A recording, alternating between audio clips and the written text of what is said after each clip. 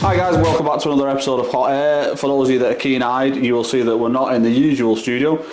We are actually in the waiting room at the range. As you can see, it's not quite finished yet, but we have got some lovely leather Chesterfields donated by Mr. Calderbank. So Ian, thank you. And as always, if you can hear a bit of panting and grogging in the background, it's not Gareth, it's Rosie. She actually sat on the sofa with me today. So it's been a couple of weeks since we put the last video out, and that was largely down to the fact that Gareth had been wished away for his birthday. So obviously, happy birthday to Gareth, and welcome back to the country. Love a year older. So today's video, guys, is going to be a little bit different. We actually put out a bit of a survey in the shop, and it was basically asking the regulars that came into the shop to ask us questions, stuff that they wanted to know answers to, and we thought it was a decent segment for a show. And if this is popular with you guys that are watching, then we'll do the same, but we'll put it out to viewers and ask you guys what are your questions and what you'd like answers to, and we will try our utmost to answer them as best we can do. Even if it's a small segment each week or something, we were thinking if you've got 4 or 5 questions and we just answer them once a week, we do a couple of minutes on answering questions for you. Yeah. Anything. We'll wait on your feedback. Yeah. So that's the first part of the show, and then the second part of the show, guys. Drum roll. The longbow that we've been promising forever and a day has finally come back, so we'll talk about that a little bit. It's almost ready to be given out, as we've said from the start, as part of a free giveaway to you guys. We'll talk about how we're going to do that and how we're going to police it and stuff to make sure it is one of you guys that wins it. But for now, we're going to crack on with the questions. So Gareth's got a list of questions that were collated in the shop. Okay. So we're going to do our utmost to answer them to the best of our ability. I have no idea what's on there. There's not many. There's just a few. And like I say, if you guys like this, well, we can do the same for you guys. So So go on, Gareth. What's number one question? So question one. This is from a guy called Ian Shaw, and it is: as a purchaser from a shop of an air gun, if I carry it to my car or transport it home, if I am stopped by the police and the gun gets tested, if it's above 12 foot-pound, who is then liable? Yeah, so this for me is quite a simple one. If you've just purchased a gun from a gun shop, you would imagine that it's been tested. Every gun that comes into my shop is tested the second it comes in if we purchase it, or we're asked to sell it on behalf of someone. We always test it. If it's an FAC one, the person bringing it in to sell should always have the ticket with them. If they haven't, the shop wouldn't take it. We'd probably keep hold of it until they could produce the ticket to take it back. If it's sold to us as a sub 12, we would test it. But my opinion on that is, if it's straight away, so say you've purchased it at 12 o'clock and you get stopped at 1 o'clock or 3 o'clock on the same day, the police, you would like to think, will give you a little bit of leeway and ask where you bought it from, and let's take it back to the shop and ask them why it's over the legal limit. I think they'd probably arrest you first, wouldn't they? I don't know if they'd arrest you, but they might confiscate the rifle, take you to the shop and ask the question. Yeah. If you bought it at 12 o'clock on a Saturday and you get caught out shooting on, say, the following Friday, and it's over 12 foot-pound, the shop could then argue that, well, when we sold it to you, it was under the legal limit and you've messed with it. Now, there are ways of testing out things like anti-tamper. You can check to see if screws and Allen keys have been messed about with. There are ways around it, but in my opinion, that is what should happen. I think, and this is the second question as well. I'll shout it out now. The second question is the same question, but for a private sale. Now, I think both of them shout out, get a chronograph, which we've said before when we've done segments on buying a rifle. Get yourself a chronograph and then you can test it yourself. Either, ask the person in the shop to see it over the chrono before you leave. Yeah. Great way of putting 10 shots through it and seeing how consistent the rifle is. You're not going to get home and find out it shoots all over the place if you've already tested it before you leave. Yeah. And likewise with the private sale, you've got no say then. You walk. Well, it's your word against theirs, isn't it? Yeah. And that's where you need to be protecting yourselves, taking a chrono with you, or asking them if they've got a chrono to produce some form of reading that suggests it is under the legal power. And obviously, when you are shooting, if it is under the legal but it is close, check the weight of the pellets that they're using. Also, make sure that the air that's in the cylinder, see if it is at the limit you would usually fire at. So make sure it's not absolutely on its backside, because obviously then you will get a different reading if it's not regulated. The police, generally when they stop you, there's probably not many people ever been stopped. I've been stopped once or twice firing on the open permissions, and when I have been stopped, they've chronoed with my pellets. Yeah. They do sometimes carry a combo 4 or something like that in the car with them, especially rural police. So yeah, if they do test it, make sure they're testing it with your pellets, because like Will said, you can put heavies in and go over. So I normally keep my gun around 11 foot-pound, and then there's no chance of that. But yeah, that's question 2. Yeah, so we hope that answered your question. Ian, next one please. How do you find which pellet fits best? Wow, this is a big question, isn't it? Yeah, so this is one that I get asked quite a lot about. So especially with new shooters, you guys that have been shooting forever and a day, you will already know this. And if you don't, I'd be gobsmacked that you don't. So basically, if you buy a 177 caliber rifle or a 22 caliber rifle, it's not always necessarily the same size breech. So you could get a 4.5 pellet, and the breech of your rifle could be 4.51, it could be 4.52. And by the same token, if you buy a 2.2, it could be 5.5, it could be 5.51, it could be 5.52. Now obviously when you put your pellet into that breech, if it's really loose within that breech, then you know it's the wrong size. And by the same token, if you're really having to ram that in to try and get it into the breech, your pellet is too big. The guys who do comps and stuff, they use pellet sizes, don't they? You can, yeah, after you wash your pellets, they'll use a pellet size here, according to what size pellet they're using. But likewise, what Will says absolutely spot on. But then a good little tip is if you get a cleaning rod afterwards, and then just push your cleaning rod, just push it past your breech seal and let go. That pellet should then drop all the way down with the pressure of your cleaning rod on the back of it. It should drop and drop out the bottom, but it should be just a steady, all the way down. What you want to check for is any sort of corrosion or anything on the barrel, and then give it a good clean. If it is going tight anywhere, make sure you give it a good clean. Yeah, and it is just on the back of that. I have had a guy come in the shop, and when I had this conversation with him, he did ask, he said, well, surely that won't make any difference to the way it shoots. You would be amazed how much of a difference those millimetres or micromillimetres will make to the flight path of your pellet, and also the accuracy of your pellet if it's not the right pellet for that rifle. So it is one to watch. If you're in the shop and you're buying it from a shop, ask them to test a couple of pellets in it. Most people or most shops will write on it lights 5.52 JSBs or 5.51 exacts, Hades or whatever. And if you're buying it from a second hand, if you're buying it from a private sale, ask the person, what were you shooting through it, what does it like, and that's a good way of gauging what size that breech is. Yeah, the next one leads on from that again. It's how do you find out which pellet works best? Okay, so I presume this means for different types of shooting. Yeah, well, that's what I'd interpret. It's a big. I mean, the way I do which pellet works best on which rifle. Some barrels like different pellets. It's as simple as that. You'll find that you'll put Diablo Exacts in one gun and it'll work fantastic, and it won't in another. And you'll put Bisley Magnums in another, and the barrel loves it. What I do on that is I use a clamp.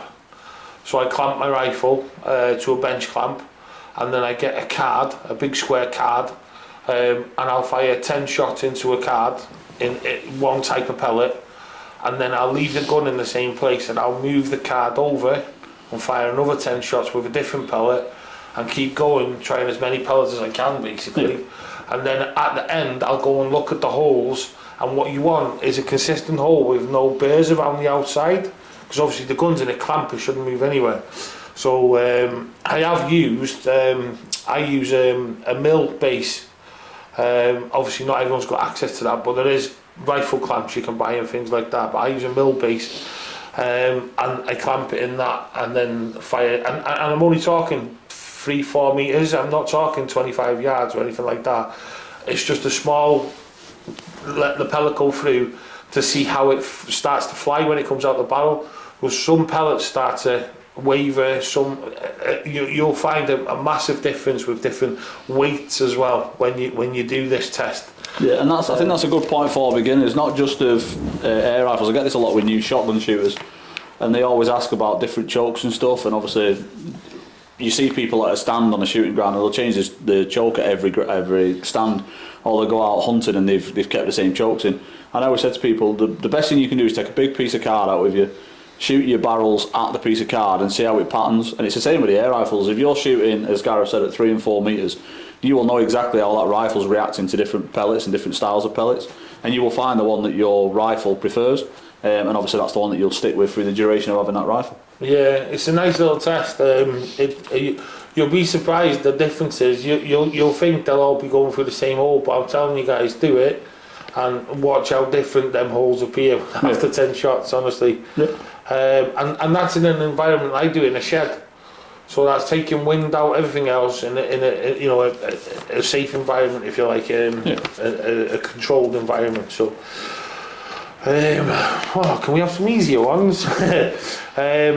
Is there need for different it's all pellets. This must have been the same person, by the way. Is there need for a different pellet for hunting and target shooting? Okay. This is an interesting one, this one. So my advice to anyone who comes in the shop to buy pellets is that if you're shooting targets and you want something that's really, really accurate, the best pellet, in my opinion, is a domed pellet, because they are more accurate than any. By the same token, the one that's the best for hunting would be something like a hollow point or a semi-hollow point. Now, hollow points are great for dispatching your quarry, but they're not as accurate. Whereas if you're shooting pests or you are hunting live quarry, I would say a semi-hollow point is best because it's got that domed head, so it's great for accuracy. It's not as accurate as a domed head, but it is slightly more accurate than a full hollow point. But it has also got the capability of causing damage when it hits your quarry. So that for me is the one I would use for hunting versus target. It's a difficult question. This we've not discussed these, so we obviously everyone's different opinions. My personal opinion is that they should be both for the same, if you like, because you want to be as accurate as possible whether you're target shooting or hunting, because if you're dispatching the animal, you want to make sure it goes in the right place. So it's both should be the pellet that works best in your rifle, but like Will said, especially when you go in the higher powers and the FACs, it tends not to matter as much because the force behind it, and then the Hades and things like that open out. Yeah. Such a humane way of killing, it's bang, it's gone, rather than I've seen it and obviously had it myself where I've shot and it's gone into a limb or something like that, and the rabbit's got away, and you're thinking, oh crikey, no one wants that. Everyone wants a humane kill, So the key thing there is the one that works best in your gun, I think, and then obviously you can switch. Yeah, but as a general rule of thumb, a semi-hollow point is great for dispatching quarry. Dome pellets are fantastic for targets, and as Gareth said, find the one that works best for your rifle. As your power starts creeping up over that 12 foot-pound limit, it doesn't really make much of a difference, because as Gareth said, you've got so much more foot-pound and so much more energy pushing that pellet forward. I took one in the shop the other week and it was 110 foot-pound. Now if you put a domed head JSB exact through that and you hit a rabbit with it, or you hit a pigeon, whatever it might be that you're shooting, it's going to do some damage. So yeah. So next, if or can I buy an airgun private sale from Scotland, and do I need any special paperwork to make this happen?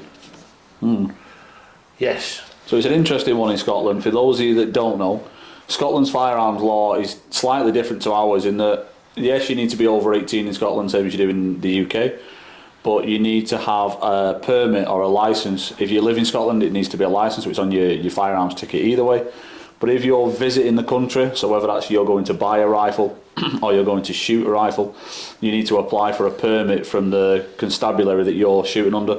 So say you're shooting in somewhere like Ayr or Stranraer, that constabulary will be slightly different to if you're shooting in Inverness. So you need to apply for a permit to the different constabulary you're visiting. And then, I think it's the same one as well. It's if I live in England, Wales or Ireland and I travel into Scotland with my air gun, do I require a licence or a special permit? Yeah, again, you apply for a permit, guys. If you're travelling to a specific destination in Scotland, it's not just to get in a permit for Scotland.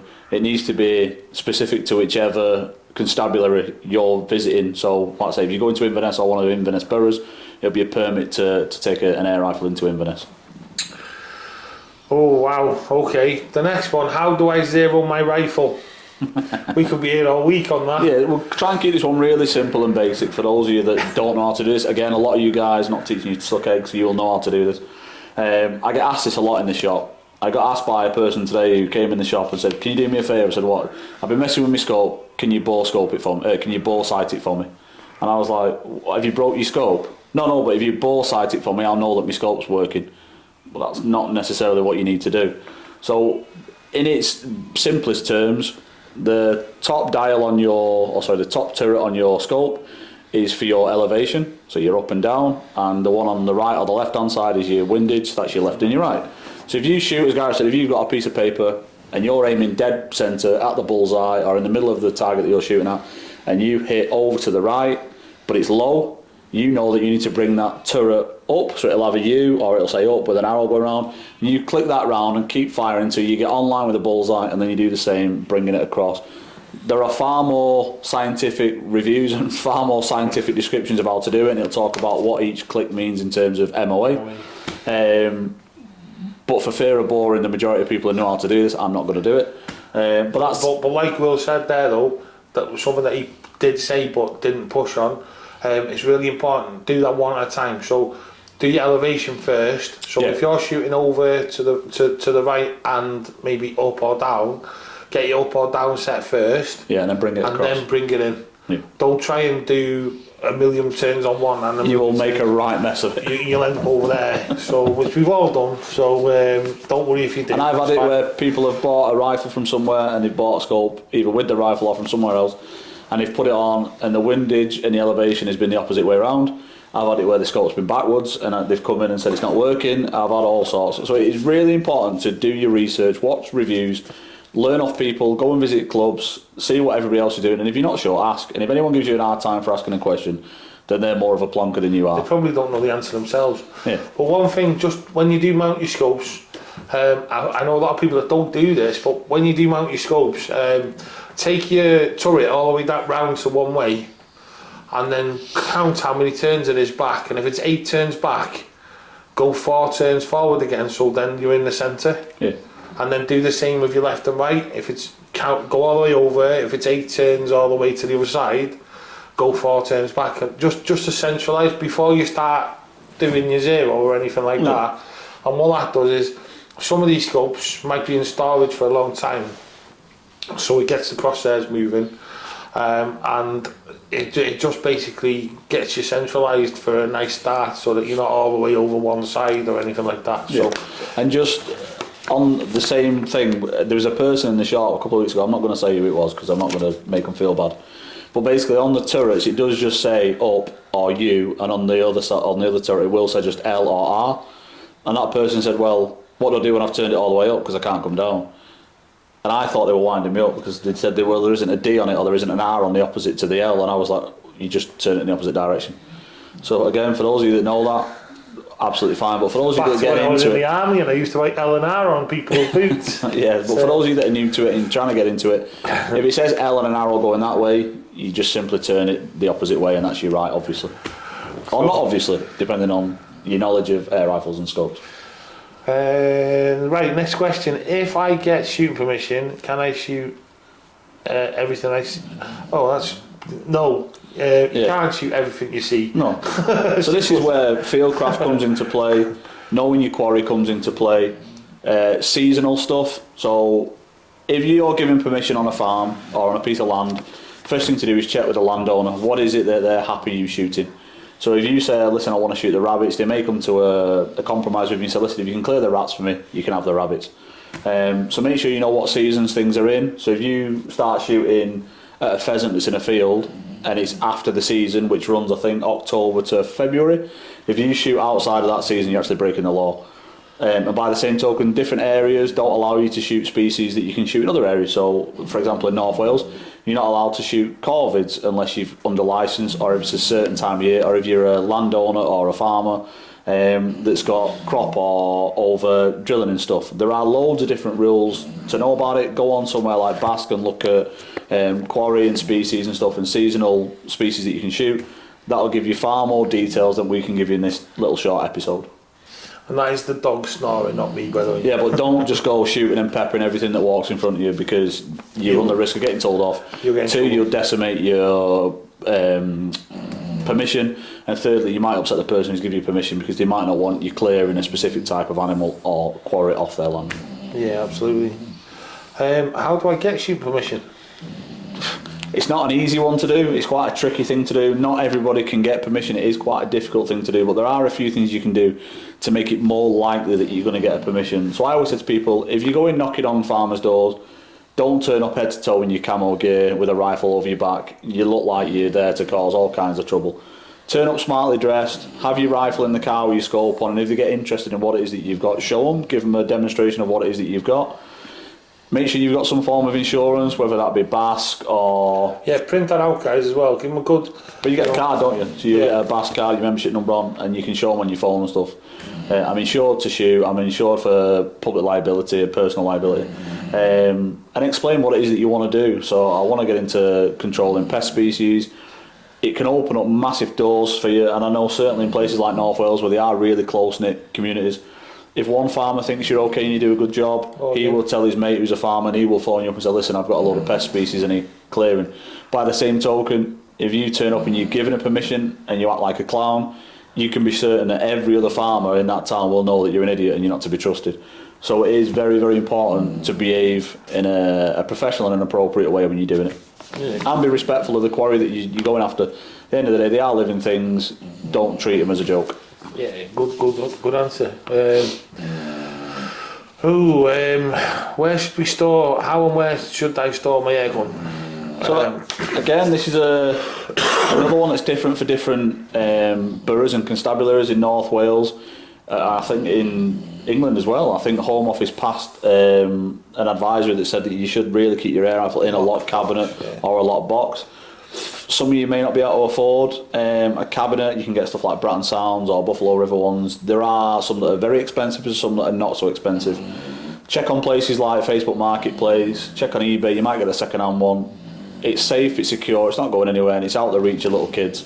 Or if you can't afford one of them and you've got a hard case like you get with some of the FXs, they do have two little holes either side of your handle, and you can put a padlock through there, keeps it secure. Or what did you say before? Use common sense, basically. Yeah. If you've got a set of wardrobes and you've got kids in the house, put it on top of the wardrobes so they can't get there. You know. Likewise, don't go getting them out when the kids are there, so they know exactly where to go when mum and dad's not around. Yeah. Because I know I did. The first thing I did when my dad went out was go looking for the air gun. So I'd filled up plenty of holes in my house. The little rebel. With toothpaste, white toothpaste on the walls. So, you know, don't make the same mistake as my parents did. So, but yeah, that's be as safe as possible by using your common sense, basically. Yeah, keep them locked away, keep them out of reach of little hands, and yeah, keep them safe. It's a night vision or thermal question. I want to shoot rats, which is best? Night vision.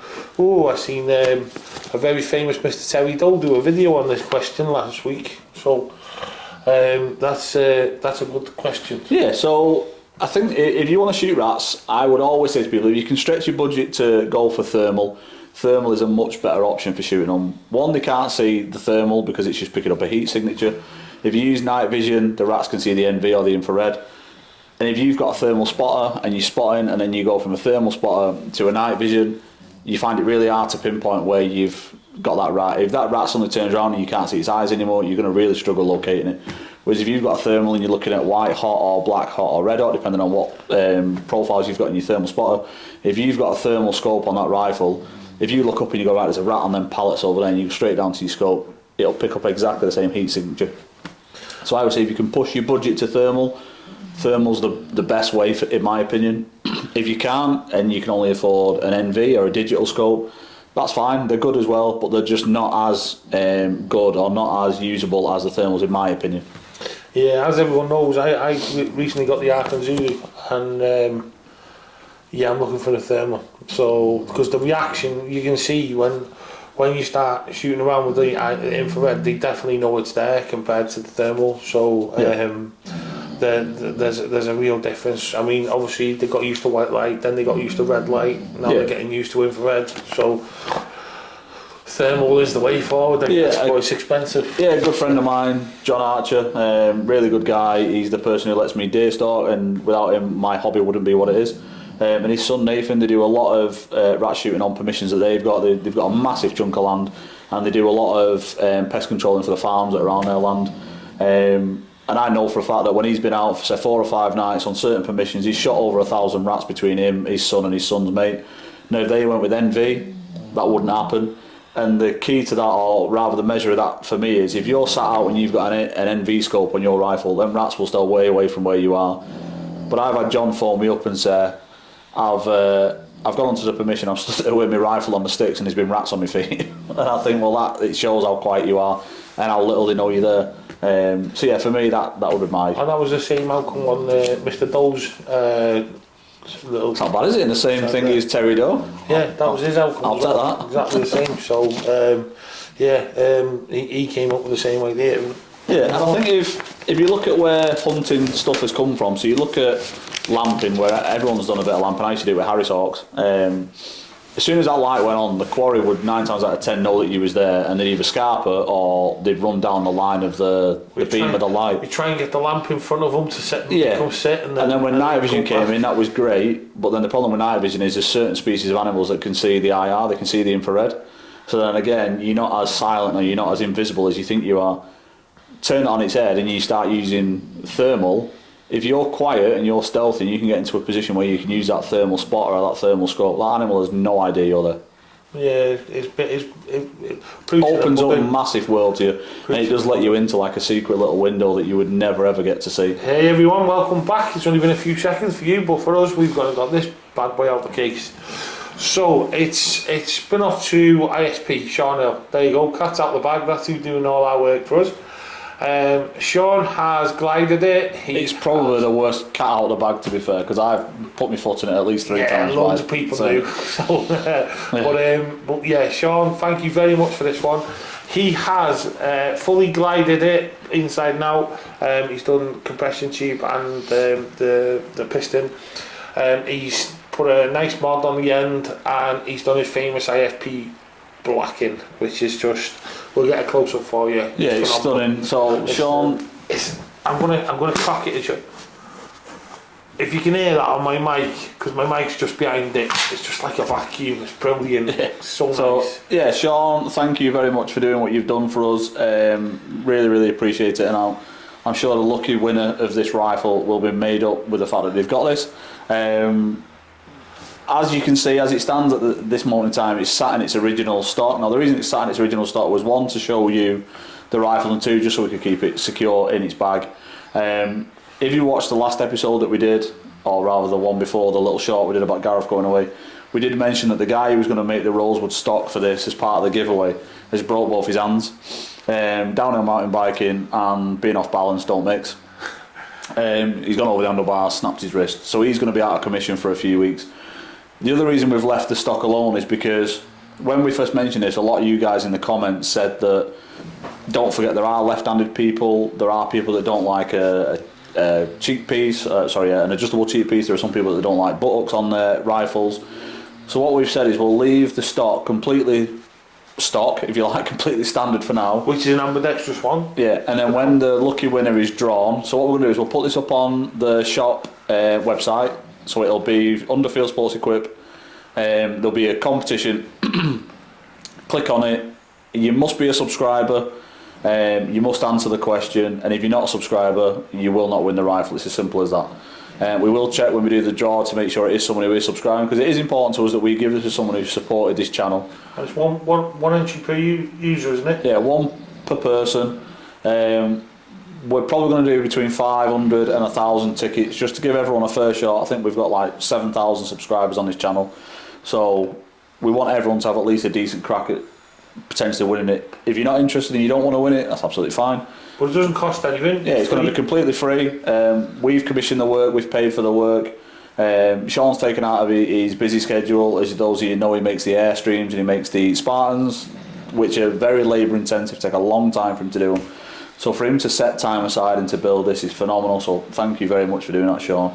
But yeah, so the lucky winner, once you've won it and we've confirmed that you are a subscriber, we will contact you and we'll say, tell us what you want your stock to be, and we will get a stock made that's to your fit and also to your preference, and then it's completely custom to you. But yeah, I think it looks phenomenal. I think it's come out better than we thought it was going to do. Yeah, it really shoots well as well. We're chuffed to bits with the tuning behind it. Yeah. Obviously, we wanted to put it in a custom stock, but like Will said, it's worked out really well because someone who could win it could be left-handed, and we go making a right-hand stock, and it's not really fair. So it gives the winner the chance to completely customise it for themselves. Also, it makes it more personal to the person who wins it. And the person who makes their stocks makes some different options as well. So the winner will get the option of which type of stock they want, whether they want an adjustable cheek piece, adjustable hamster, or more of a traditional style stock with like just a comb over it or whatever they want really. So yeah, over to you guys for that. So whoever wins it, I'm jealous. We're not allowed to enter. No. But it is lovely. He's done a fantastic job. It looks really, really well. And if you had that in your collection, I think you'd be quite chuffed. Yeah, definitely. Yeah, so when we've done the added it onto the webpage, we'll probably put out a little short just saying that the free giveaway is live. Please make sure you're a subscriber, because I'd hate for you to be the person that we drew, and I'd hate for you to be a person who isn't a subscriber. That might sound like we're begging for subscribers. It's not. It's just making sure that the people that are subscribing, that do support this channel every week, Get something back for the time they spent watching Tony and Lloyd, and also for sticking with us too when we've taken it over in that transitional period. So before Likewise, the Galahad will be there, so if you want to buy a ticket... Yeah, the console for the other rifle. Just to clarify on this, because I've had a bit of stick for this, I got told that I was doing it to make loads of profit off a rifle. That's not the case at all. The tickets were never supposed to be that price. They was put at that price because somebody entered the competition when it was a test, and by law I have to honour that competition, so it was the only way I could do it. If it gets to the point where not many more tickets sell, we will just release the competition as it is, and we'll just pull a winner out of the tickets that have sold so far. That's fair across the board, I think. It's got an end date, guys. The end date's the end date. If the tickets aren't sold by then, it doesn't matter. Whoever wins it, wins it. Yeah. Whether we sell another 100 tickets or we sell another 10, it doesn't matter. No. We're just trying to give something back at the end of the day. Yeah, it was a test, and the test went horribly wrong because someone bought tickets that they shouldn't have bought. And likewise, I mean, it was probably the worst gun of all the guns that we've got, and people have said that, so I understand that a lot of people don't like. I myself love it, but out of a collection of guns that we're going to be doing, this was the first and the starter one, if you like. Yeah, it was the one that was going to gauge interest, wasn't it? And I think it's done reasonably well, to be fair. Yeah. And I think the next one, when we get the ticket prices right, and we're not having someone buy test tickets and paying for shipping, when I said free shipping, we'll be in a much better position. So that's the competitions. I don't want to go on about it too much.